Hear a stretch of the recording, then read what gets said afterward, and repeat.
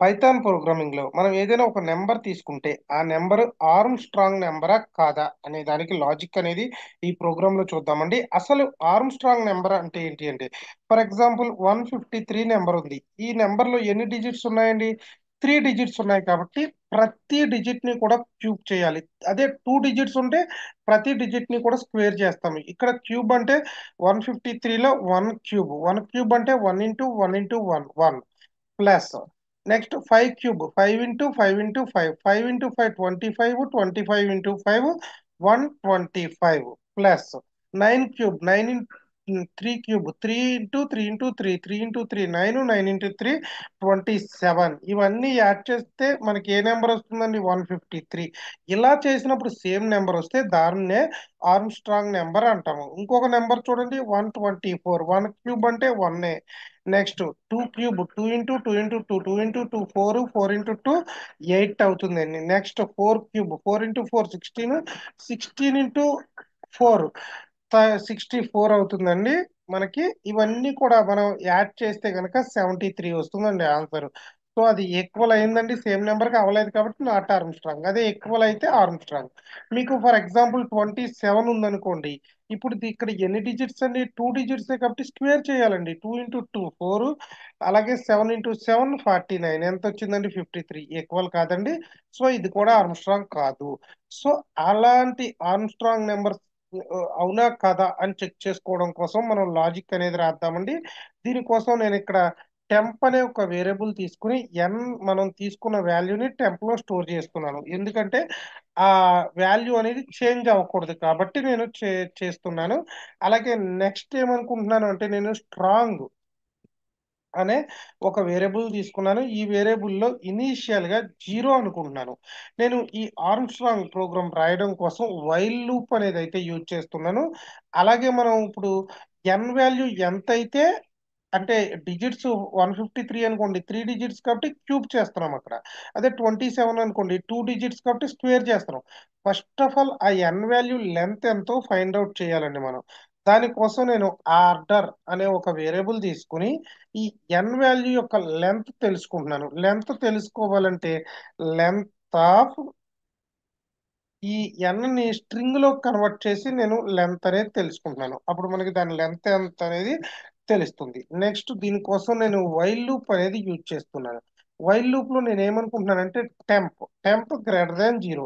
మనం temp use చేసినా అక్కడ ఎన్ అనేది యూజ్ చేసినా రెండు ఒకటే వస్తుందండి. సో టెంప్ అనేది 0 కన్నా ఎక్కువ ఉన్నప్పుడే నాకు లూప్ అనేది రిపీట్ అవ్వాలి.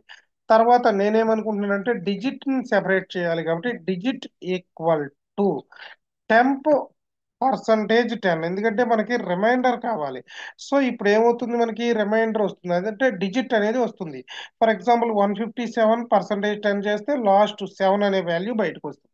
ఇప్పుడు నేను ఏం చేస్తున్నానంటే, strong equal to strong plus మనకు వచ్చిన డిజిట్ ని పవర్ చేస్తున్నాను. Power of order. ఆర్డర్ అంటే ఏంటి?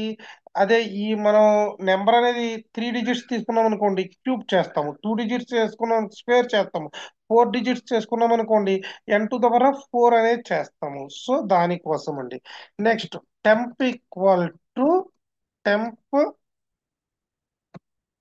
బై 10 చేస్తున్నాను కోఎఫిషియంట్ రావడం కోసం. అంటే ఇప్పుడు మనం ఫర్ ఎగ్జాంపుల్ 157 తీసుకున్నాం అనుకోండి, ఆ వాల్యూనే టెంప్ లో స్టోర్ చేసాము. 157 గ్రేటర్ దాన్ 0. సో కండిషన్ అనేది మనకి కరెక్టే. నెక్స్ట్ స్టెప్ కి వెళ్తుంది. డిజిట్ ఈక్వల్ టు 157%10 అంటే ఎంత వస్తుందండి? 7 అనేది వస్తుంది. Strong equal to strong plus strong అంటే ఇనీషియల్ గా 0 తీసుకున్నాము, ప్లస్ డిజిట్ ఇంటూ ఆర్డర్. 157 కాబట్టి ఆర్డర్ అనేది ఎంత వస్తుందండి? మనకి ఇక్కడ 3 అనేది వస్తుంది. అంటే 7 క్యూబ్ అనేది అవుతుంది. ఆ 7 క్యూబ్ మనకి ఇక్కడ యాడ్ అయిపోతుందండి స్ట్రాంగ్ లో. Next temp equal to temp by 10 అంటే 157/10 అంటే 15 వస్తుంది. ఇప్పుడు మళ్ళీ నెక్స్ట్ లూప్ రిపీట్ అవుతుంది. 15 గ్రేటర్ దాన్ 0. ఇప్పుడు డిజిట్ ఈక్వల్ టు 15%10 అంటే 5 వస్తుంది. Next strong equal to strong, ఇంతకు ముందు ఎంత వచ్చిందండి? 7 క్యూబ్, 7 ఇంటూ 7 ఇంటూ 7 ఆ వాల్యూ ప్లస్ ఇప్పుడు వచ్చిన 5 క్యూబ్. ఆ 5 క్యూబ్ కూడా యాడ్ అవుతుంది. నెక్స్ట్ లూప్ రిపీట్ అయినప్పుడు 1 క్యూబ్ కూడా యాడ్ అవుతుంది. ఇదంతా జరిగిన తర్వాత మనకి if n equal to final గా వచ్చిన స్ట్రాంగ్ వాల్యూ ఈక్వల్ అయితే నేనేమంటున్నానంటే ప్రింట్ ఆ నెంబర్ అనేది ఆర్మ్స్ట్రాంగ్ నెంబర్ అంటున్నాను. ఆర్మ్స్ట్రాంగ్ ఇన్ కేస్ అది మనకి 157కి అదే మనం తీసుకున్న నెంబర్ ఏదైతే దానికి ఈక్వల్ అవ్వలేదు అనుకోండి, ప్రింట్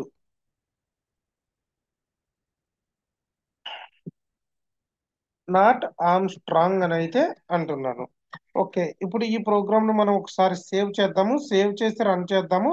అప్పుడు అవుట్పుట్ ఏమొస్తుంది అనేది చూద్దాము. ఫస్ట్ ఆఫ్ ఆల్ మనం ప్రోగ్రాము సేవ్ చేసి రన్ చేస్తే గనక మనకి ఏమడుగుతుంది? ఇన్పుట్ వాల్యూ అనేది అడుగుతుంది. అంటే ఎన్ వాల్యూ. నేను ఇక్కడ ఏమి ఇస్తున్నాను? 153 ఇస్తున్నాను. అది ఆర్మ్స్ట్రాంగ్ నెంబర్ అని అయితే చెప్తుంది. నెక్స్ట్ మళ్ళీ రన్ చేద్దాం, ఆగండి. ఈసారి నేను 187 ఇస్తున్నాను. అప్పుడు ఏమొస్తుందో చూద్దాము. 187 మనకి ఏముంది? నాట్ ఆర్మ్స్ట్రాంగ్ నెంబర్ అంది. నేను ఇక్కడ నెక్స్ట్ మళ్ళీ దీన్ని రన్ చేస్తున్నాను. రన్ చేసినప్పుడు 407 అనే వాల్యూ ఇస్తున్నాను. మనకి ఇది కూడా నాకు తెలిసి ఇది కూడా ఆర్మ్స్ట్రాంగ్ నెంబరే అనుకుంటున్నాను. 407. Okay, 407 is Armstrong number. ఇలా మనకి ఎన్ని డిజిట్స్ ఉన్నా కూడా అన్ని డిజిట్స్ లో కూడా ఇది చూపిస్తుంది. నెక్స్ట్ ఇదైతే ఆర్మ్స్ట్రాంగ్ నెంబరా కాదా చెక్ చేయడం కోసం నెక్స్ట్ ప్రోగ్రామ్ నేను మీకు ఫర్ ఎగ్జాంపుల్ 100 to 1000 లో ఉన్న ఆర్మ్స్ట్రాంగ్ నెంబర్స్ ఎన్ని ఉన్నాయి, లేదా 100 to 10,000 మిడిల్లో ఉన్న ఆర్మ్స్ట్రాంగ్ నెంబర్స్ ఏమేమి ఉన్నాయి అనే దానికి ప్రోగ్రామ్ అయితే ఎక్స్ప్లెయిన్ చేస్తాను. వీడియో నచ్చితే కనుక లైక్ చేయండి. అలాగే ఛానల్ సబ్స్క్రైబ్ చేసుకోకపోతే సబ్స్క్రైబ్